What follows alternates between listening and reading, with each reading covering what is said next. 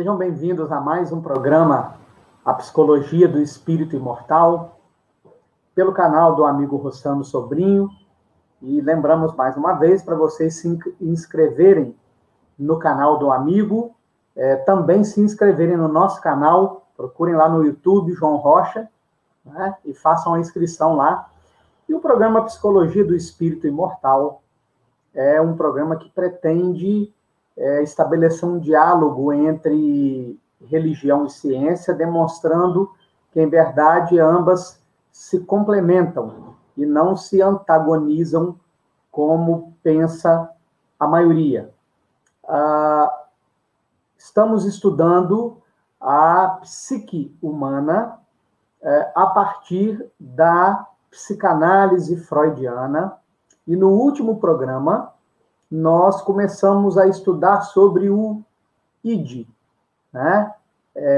Aí vamos recordar que Freud faz aquela descoberta que ele vai chamar de topográfica, ou seja, ele descobre as 3 instâncias ou os 3 níveis da vida mental, identificando, portanto, o inconsciente, o pré-consciente e o consciente. E a maneira como essas 3 instâncias da mente dialogam entre si, Freud vai chamar de dinâmica. E para identificar essa dinâmica, ele então nomeia o id como sendo totalmente inconsciente, né? Nomeia o ego, que surge do id, o superego, que surge também do id, né? E então aí eles estariam relacionados. O id totalmente ao inconsciente, somente ao inconsciente, sem estar relacionado ao pré-consciente e ao consciente. O superego relacionado ao pré-consciente e o ego relacionado ao consciente, apesar de ego e superego terem uma parte que é também inconsciente. Né? Explicamos que todos os conflitos humanos se originam do relacionamento dessas 3 instâncias da mente, né? Porque o id é regido pelo princípio do prazer e o ego regido pelo princípio da realidade. Freud vai asseverar que esses são os 2 princípios da vida mental, o princípio do prazer e o princípio da realidade.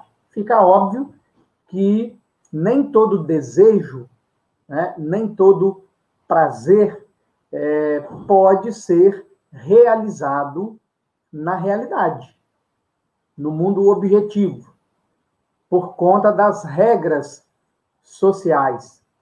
E é então que se desenha todo o cenário dos conflitos, ou seja, o desejo tem uma intensidade, ele quer se tornar consciente para que ele encontre uma possibilidade de realização, e as regras que estão no superego atuam em sentido contrário, ou seja, uma força de resistência a esses desejos. Então, a força do desejo, encontrando a resistência das regras sociais, o choque entre essas 2 forças vão gerar os conflitos, as somatizações e etc. Né? Dissemos ainda, à guisa de retrospectiva, que o ambiente ideal para o id é o ambiente pré-histórico, onde não tinha um pacto civilizatório, portanto, não existiam regras. E assim, todos os desejos encontravam livre caminho para a manifestação. A partir do pacto civilizatório, com as suas regras, né, então, o indivíduo começa a sofrer conflitos por conta daquilo que ele deseja, mas não pode realizar. Né? Muito bem.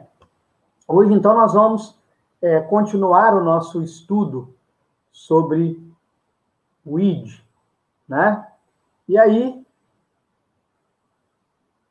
do ponto de vista econômico, o id é, para Freud, a fonte e o reservatório de toda a energia psíquica do indivíduo que anima a operação dos outros dois sistemas, ego e superego. Do ponto de vista dinâmico, o id interage com as funções do ego e com os objetos, tanto os da realidade exterior, como aqueles que, introjetados, habitam o superego. Do ponto de vista funcional, o id é regido pelo princípio do prazer, ou seja, procura a resposta direta e imediata a um estímulo instintivo, sem considerar as circunstâncias da realidade. Assim, o id tem a função de descarregar as tensões biológicas, regido pelo princípio do prazer. Bem, vamos estudar isso aqui com um pouco mais de detalhamento, né? A primeira coisa que nós precisamos entender aqui é quando o texto nos fala do ponto de vista econômico. E aqui, obviamente, não se pode fazer nenhuma confusão com o aspecto financeiro. O econômico, para Freud, diz respeito à quantidade de energia que é aplicada, que é investida num pensamento, numa emoção, num sentimento, num desejo. Então, olha que importante,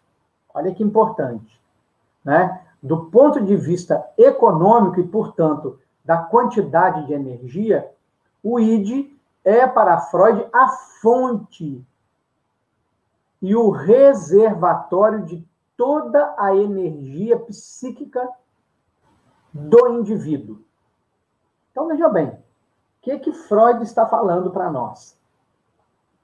Tudo o que nos faz movimentar na vida, tudo que nos faz movimentar na vida, comer, estudar, vestir uma roupa, ir para a atividade profissional, ir para as atividades de lazer, estudar,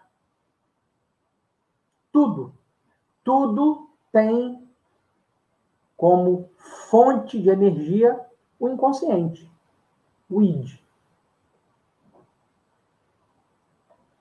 Então, o id não é apenas a fonte, ou seja, o que gera a energia que vai alimentar todo esse sistema de pensamentos, de emoções, de sentimentos e de desejos.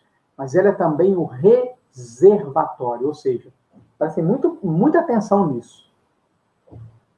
Então, ele gera a energia e ele acumula, ele guarda essa energia. Por que ter essa noção é importante?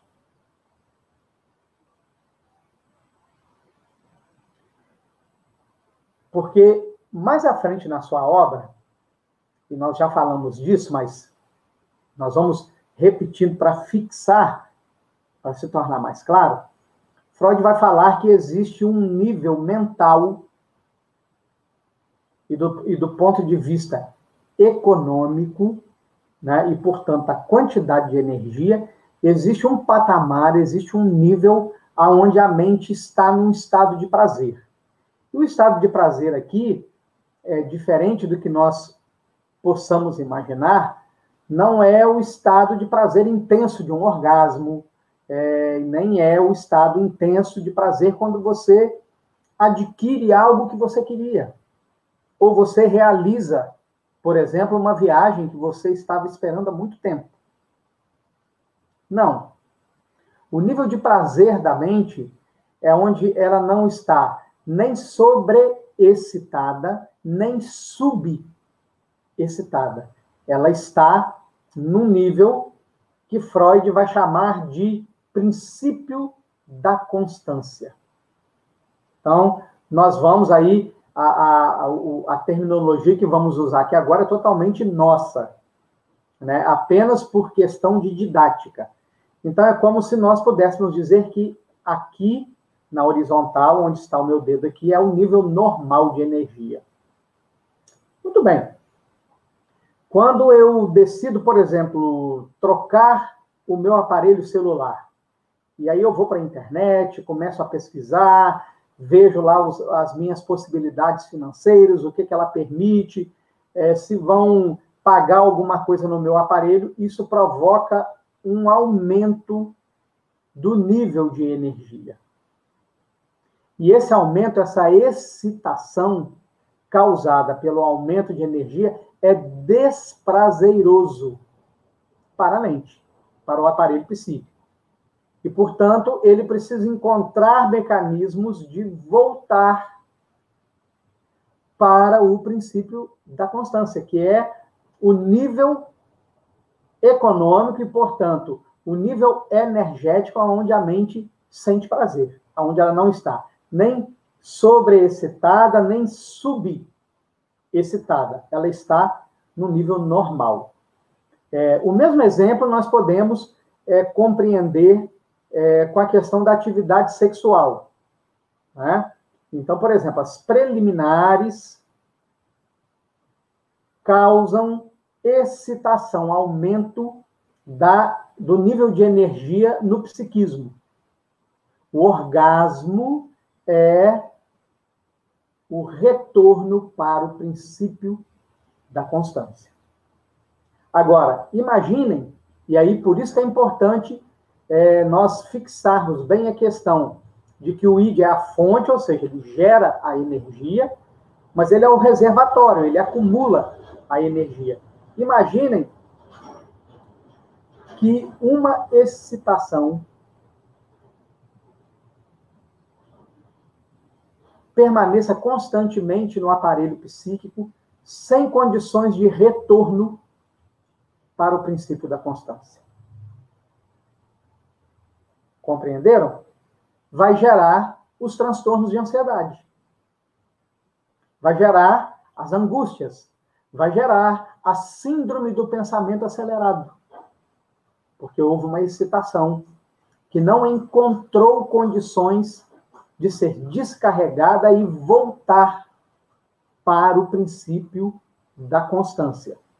Então, percebamos que, então, dentro deste panorama, dentro dessa visão, é preciso encontrar, primeiro, mecanismos de controle mental, mecanismos de autoconhecimento, para que nós sejamos não apenas capazes de identificar de onde vem, por exemplo, a ansiedade que sentimos, de onde vem, por exemplo, a angústia que sentimos, mas mais do que isso, encontrar mecanismos de libertar a psique desses níveis excessivos de excitação e de tensão, porque são eles que, em permanecendo, atuando no nosso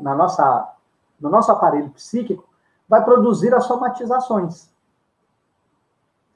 que vão levar os consultórios médicos a estarem nos níveis, né, que nós observamos nos dias atuais. Então, continuemos. Né? E o id anima a operação dos outros dois sistemas, o ego e o superego. Então, vejam bem, como nós dissemos no programa anterior, né, Freud afirma que nós nascemos sem ego, portanto, sem o sistema de identificação da realidade. Algumas outras correntes das ciências psicológicas vão asseverar que nós nascemos com ego, porém o nosso ego nasce muito frágil. Né? E nascer sem ego ou nascer com ego frágil é não ter defesas psíquicas para aquilo que vem de fora. Então, eu sempre dou um exemplo clássico e claro a respeito do que é ter ego e não ter ego. Então, se você vira para uma pessoa adulta e com uma certa carga de agressividade, uma pessoa a quem você está se encontrando com ela pela primeira vez, e você diz a ela assim, fulano, você é burro. Imediatamente essa pessoa reage a este evento, a essa circunstância. De alguma maneira ela reage. Né? Então, ela começa, bem, esse cara tá louco. Como assim ele está me chamando de burro, ele não me conhece, é a primeira vez que ele me vê, ele não sabe da minha história, não sabe nem do meu histórico escolar, não sabe nem da minha formação, como assim ele está me chamando de burro? E lógico que essa reação aqui, que nós estamos colocando, é uma reação, um exemplo apenas de uma reação interna de raciocínio, mas esses raciocínios, eles estão filtrando esta informação que vem de fora para dentro. Tá? Agora, imaginem se nós fizermos a mesma coisa com uma criança de 4 anos de idade. E aí percebamos o seguinte, uma criança de 4 anos de idade, ela não tem uma noção clara de quem ela é. Ela não tem uma noção clara do que significa o sobrenome da família. Ela não tem uma noção clara se a casa dela é bonita ou feia, se o bairro em que ela mora é um bairro de classe baixa, de classe C e D, ou de classe B, ou de classe A alta. Ela não tem essa noção. E é exatamente esta falta de noção, de identidade, é que diz que ou o ego não está presente, ou ele ainda é muito frágil. E, portanto, quando uma expressão é dirigida a uma criança com uma carga mais agressiva, por não ter defesas, aquilo entra e, se repetido, vira verdade para a criança. Então, uma criança que é repetidamente, de maneira coercitiva, chamada de burra, é um adulto que vai desenvolver um complexo de inferioridade. Então, vejam como é sério a questão que nós estamos levantando, né? E o que Freud vai nos ensinar?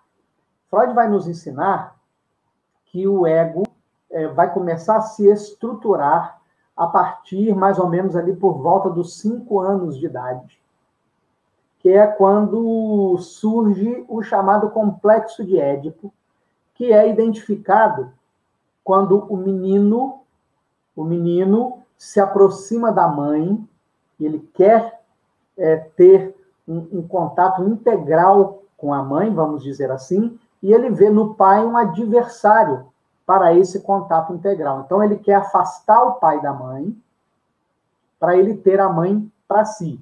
E o mesmo processo se dá com a menina.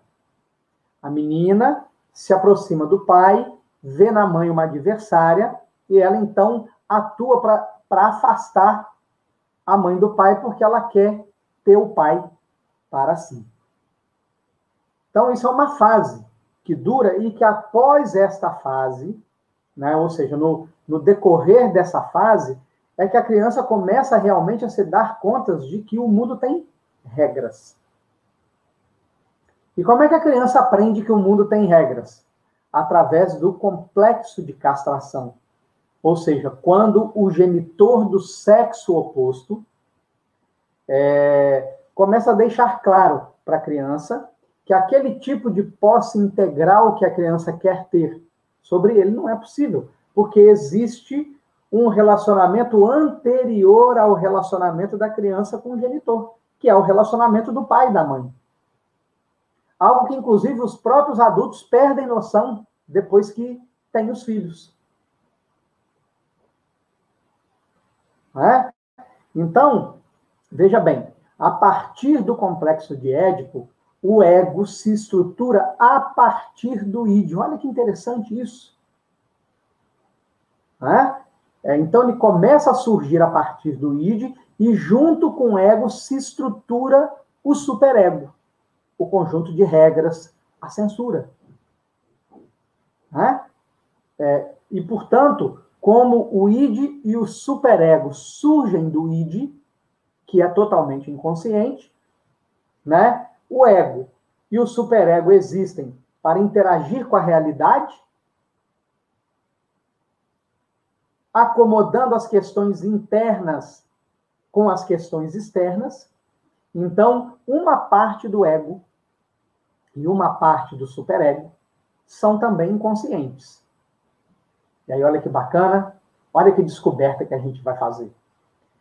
Sabe aquela angústia que você não sabe de onde vem, mas que ela está ali apertando o seu peito? Sabe aquela ansiedade que você não sabe de onde vem, mas ela está ali, gerando taquicardia, secando a saliva da sua boca, provocando sudorese, tremores, sabe? Então, são movimentos inconscientes de emoções, de desejos, de pensamentos, de sentimentos que, sendo reconhecidos pela parte inconsciente do ego e do superego, já geram a angústia, que é o sintoma de que algo está acontecendo no inconsciente. Gera a ansiedade, que é o sintoma de que algo está acontecendo no inconsciente. Olha como nós estamos começando a entender, né? Que muitas questões que nos acontecem e que nós não prestamos atenção são movimentos do inconsciente que são combatidos pelo superego, e, coitado, o tão mal compreendido ego, no meio dessa luta, precisa decidir se atende aos desejos do id ou se atende às regras do superego. No próximo programa, nós vamos continuar aí estudando o id na terceira parte desse estudo. Um forte abraço e até lá!